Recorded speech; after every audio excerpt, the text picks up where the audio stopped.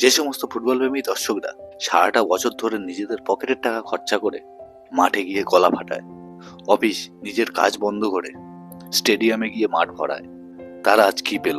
হাজার হাজার টাকা দিয়ে টিকিট কেটে গিয়েছিল শুধুমাত্র নিজের নায়ককে দেখবে বলে। সেখানেও ভিভিআইপি ও নেতামন্ত্রীদের মতো প্রভাবশালী ব্যক্তিদের কাছে পদদলিত হতে হলো, যেটা সাধারণ মানুষদেরকে সবসময় হতে হয়।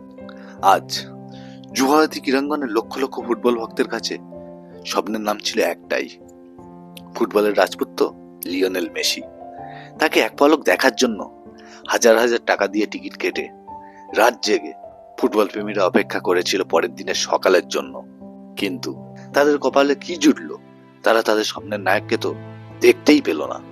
উল্টে কপালে জুটল পুলিশের মার, কান্না আর বিশৃঙ্খলা।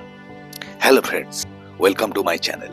আজকের ভিডিওতে আমরা কথা বলবো কলকাতায় মেসির ইভেন্ট নিয়ে।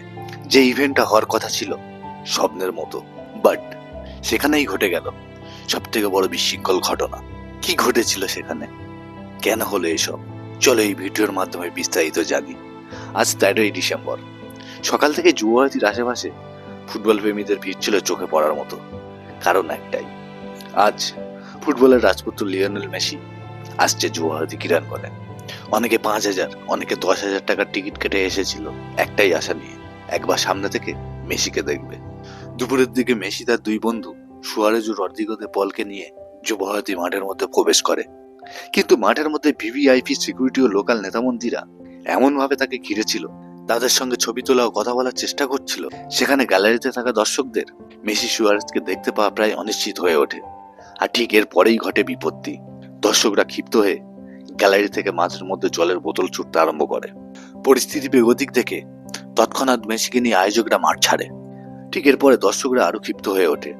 সরাসরি তারা মাঠে ঢুকে যায়, চেয়ার ভাঙে, স্টেডিয়ামের অনেক ক্ষতি করে। যদিও আমি একজন ফুটবল প্রেমী হিসেবে এই ধরনের ঘটনাকে সাপোর্ট করি না, কিন্তু একটা কথা বলো তো, কিন্তু আজ যারা হাজার হাজার টাকা দিয়ে টিকিট কেটে স্রেফ তাদের স্বপ্নের নায়ককে দেখার জন্য মাঠে ঢুকেছিল, তাহলে তাদের স্বপ্ন পূরণ না হলে তারা কি করবে? ক্ষিপ্ত দর্শক যেটা করার সেটাই করেছে। আজ ফুটবল প্রেমী দর্শকরা হাজার হাজার টাকা দিয়ে টিকিট কেটেছে বলেই না মেসি কলকাতায়, তাহলে সেই সাধারণ দর্শকরা কি ভিভিআইপি অন্যান্য সেলিব্রিটিদের দেখতে গেছে? এটা সেলিব্রিটিদের বোঝা উচিত ছিল। এর আগে কলকাতার মাঠে অনেক বড় বড় খেলোয়াড় এসেছে, ইভেন মেসি সহ পুরো আর্জেন্টিনা দল এসে 2011-তে খেলে গিয়েছিল। তখন এত হাইটেক সিকিউরিটি ব্যবস্থাও ছিল না। তা সত্ত্বেও কোনো অস্বস্তিকর পরিস্থিতি তৈরি হয়নি। প্রশাসন ও আয়োজকদের কি এমন কোনো ব্যবস্থাই ছিল না যে যার কারণে সিকিউরিটিকে মাঠের মধ্যে খেলোয়াড়ের সঙ্গেই থাকতে হলো? অত ভিভিআইপি সেলেবদের মাঠের মধ্যে মেসিকে ঘিরে থাকা কোনো প্রয়োজন ছিল? ইভেন্ট অর্গানাইজার কেন প্রশাসনের সঙ্গে কথা বলে আগে থেকে সঠিক ব্যবস্থা নিল না?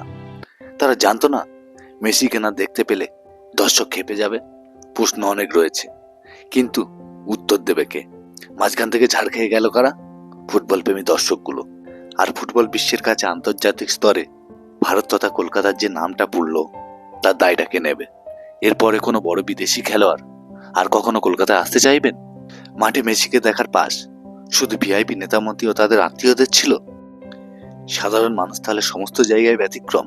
সেটা ফ্রির ক্ষেত্রে হোক বা নিজের পয়সা খরচা করে হোক, সমস্ত ক্ষেত্রেই কমেন্ট করে আপনার মতামত জানান। আপনাদের কি মত? এটা কি শুধু সাধারণ ফুটবল প্রেমী দর্শকদের দোষ, নাকি পুরোপুরি ব্যবস্থাপনার ব্যর্থতা?